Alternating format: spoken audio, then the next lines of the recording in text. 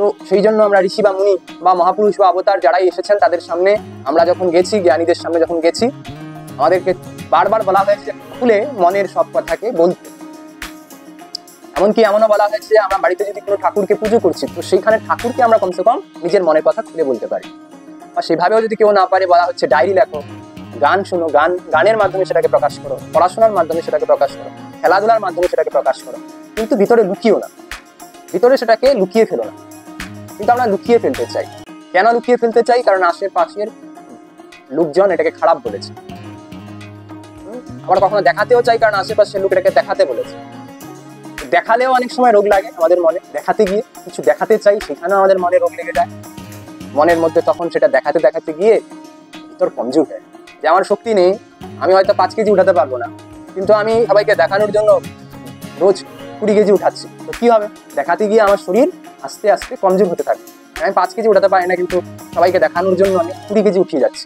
তো কি হবে? শরীর অবশ্যই ক্ষতিগ্রস্ত হবে ভিতরে ভিতরে। আমরা হয়তো বাইরে বাইরে বুঝতে পারবো। তো ঠিক এইভাবেই আমাদের মনের মধ্যে আমরা কখনো দেখানোর জন্য বা কখনো লুকানোর জন্য বিভিন্ন রকমের রোগের শিকার হই।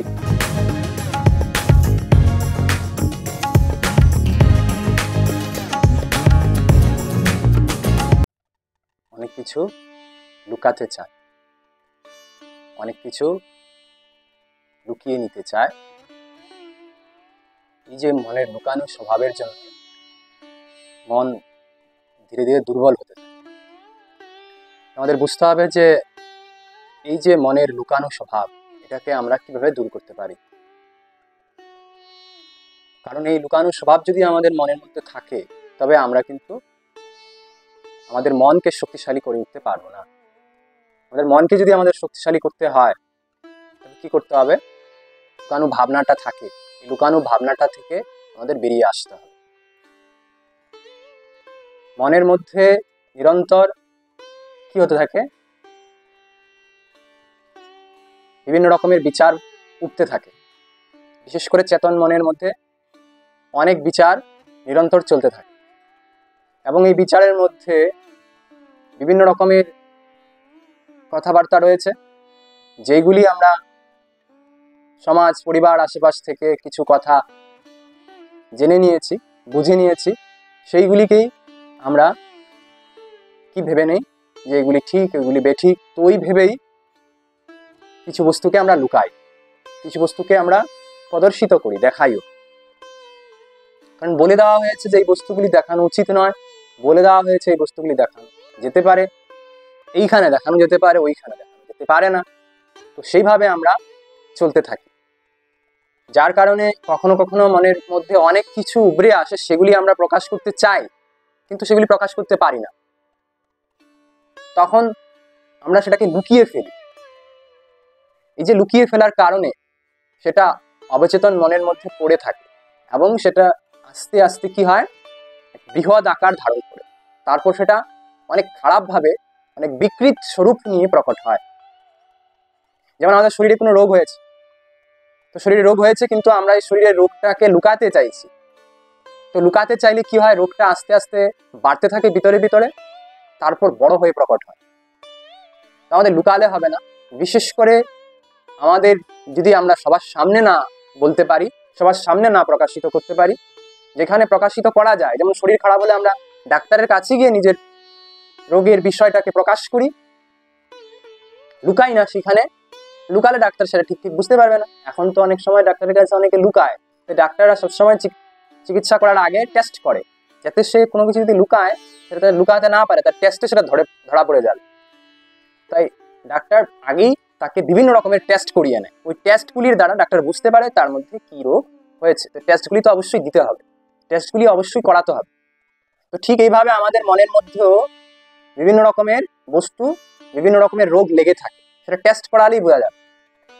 আমাদের লুকানো উচিত নয়, প্রথম কথা ডাক্তারকে গিয়ে বলা উচিত। যেমন আমাদের মনের যে চিকিৎসক ছিল, তাদেরকে আমরা মুনি বলতাম, ঋষি বলতাম। এরা আমাদের মনের চিকিৎসা করত। আমাদের মনের মধ্যে বিভিন্ন রকম রোগ লেগে থাকলে সেগুলিকে ভালো করার চেষ্টা করত।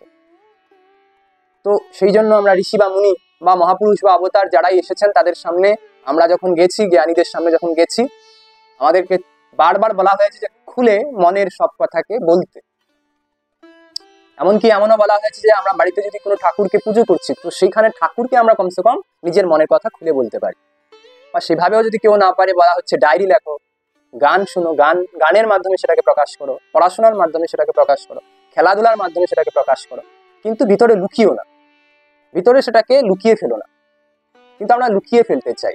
কেন লুকিয়ে ফেলতে চাই? কারণ আশেপাশের লোকজন এটাকে খারাপ বলেছে। আমরা কখনো দেখাতেও চাই কারণ আশেপাশের লোক এটাকে দেখাতে বলেছে। দেখালেও অনেক সময় রোগ লাগে আমাদের মনে, দেখাতে গিয়ে কিছু দেখাতে চাই সেখানেও আমাদের মনে রোগ লেগে যায়।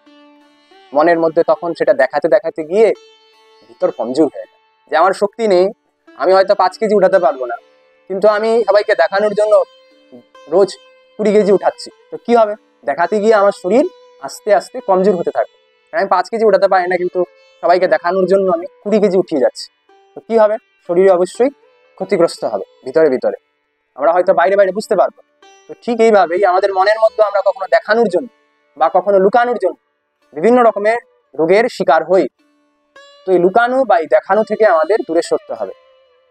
আমাদের বুঝতে হবে যে মন যখনই মিথ্যার অনুভবে আসে তখনই তার মধ্যে ভয় উৎপন্ন হয়, কারণ সে সত্যটাকে অনুভূতি করতে পারছে না, সত্যটার উপলব্ধি সে করতে পারছে না। মনকে তাই সত্যের দিকে নিয়ে যাওয়া, সত্যটাকে বুঝার চেষ্টা করা। মন যখন সত্যটাকে বুঝবে তখন কি করবে? তখন যে সত্যের অনুভূতি হবে এতে মন বড় সাহসী হয়ে উঠবে। তখন সে লুকাবে না, তখন সে কোনো বস্তুকে ঘৃণা করবে না বা লজ্জায় পড়বে না বা সে ভয়ভীত হবে না। কারণ সত্যের অনুভূতি আসার সঙ্গে সঙ্গে তার মধ্যে সেই সাহস আসে যে সে কোনো কিছুকে তখন লুকায় না বা সে কোনো কিছুকে প্রদর্শিতও করে না, আছে তো আছে, সেটা দেখানোর কোনো বিষয় হয়ে ওঠে না।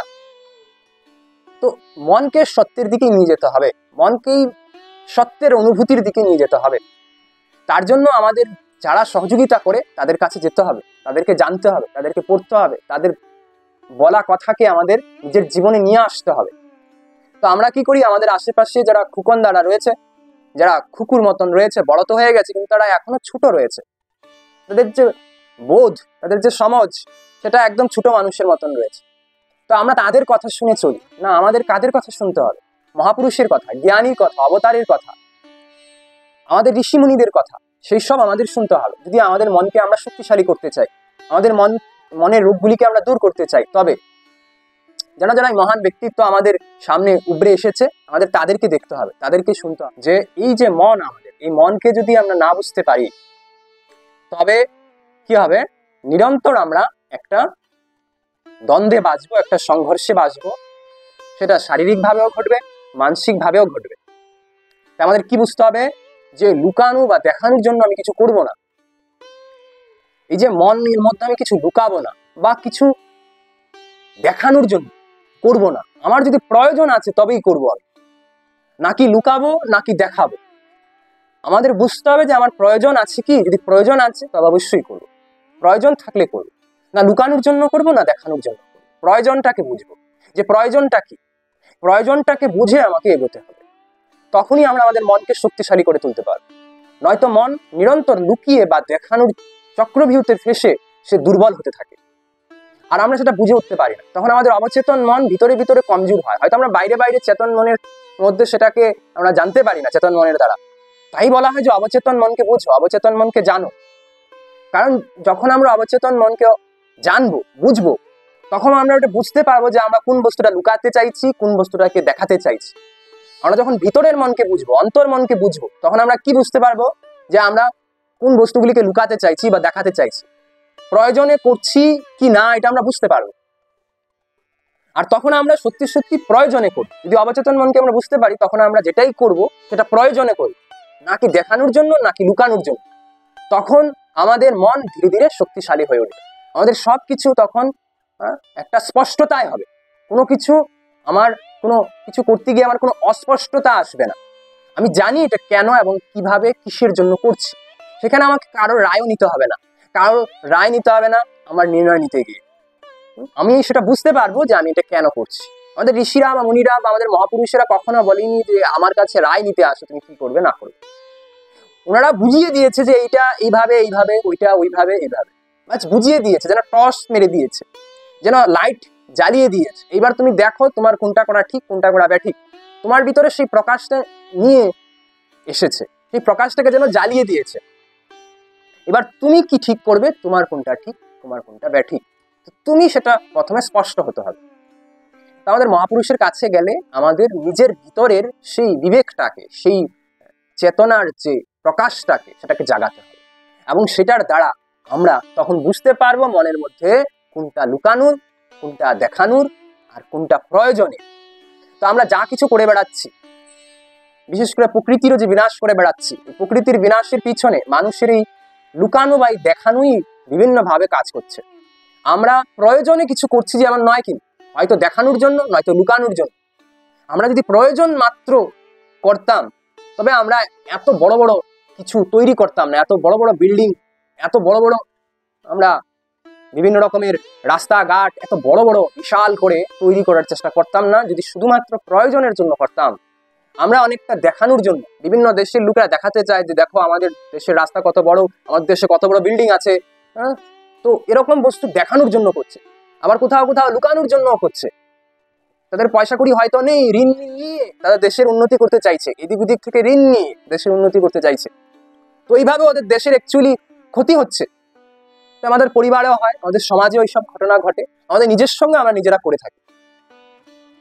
আমরা হয়তো পড়াশোনা শিখি না, কিন্তু পড়াশোনা না শিখেই টিচারের সামনে, শিক্ষকের সামনে এমন করি যেন আমি শিখে এসেছি, খালি একটুখানি ভুলে গেছি। তেমন বিভিন্ন রকমের ভঙ্গিমা আমরা করে থাকি। তো আমরা বুঝতে পারি না যে আমি লুকাচ্ছি, অ্যাকচুয়ালি আমি যে শিখিনি এটা আমি যেন দেখাতে চাইছি না, আমি লুকাতে চাইছি। তো কখনো কখনো যদি একটু শিখে ফেলি, তো এই একটুখানি শিখাটাকে আমরা একদম সামনে দেখাতে চাই, দেখো দেখো আমি শিখেছি, সবাইকে জানাতে চাই, দেখো দেখো আমি শিখেছি। তো এরকমও আমরা করি। তো এই বস্তুটা বুঝতে হবে যে মনের এই লুকানো বা এই দেখানোর থেকে বেরিয়ে এসে আমাদের প্রয়োজনে আমরা করব কিছু। আর সেটা তখনই করতে পারবো যখন আমরা আমাদের অবচেতন মনকে, আমাদের অন্তর্মনকে বুঝবো। সেই অন্তর্মনের ভিতরে প্রবেশ করে অন্তর্মনকে বুঝবো, অন্তর্মনকে জানবো। তখনই আমরা এই লুকানো বা দেখানোর চক্রবৃত্তি থেকে বেরিয়ে এসে প্রয়োজনে কিছু করতে পারবো, যেটা প্রয়োজন সেটা করবো। তখন বোঝা যাচ্ছে, তখন আমাদের মন শক্তিশালী হয়ে ওঠে।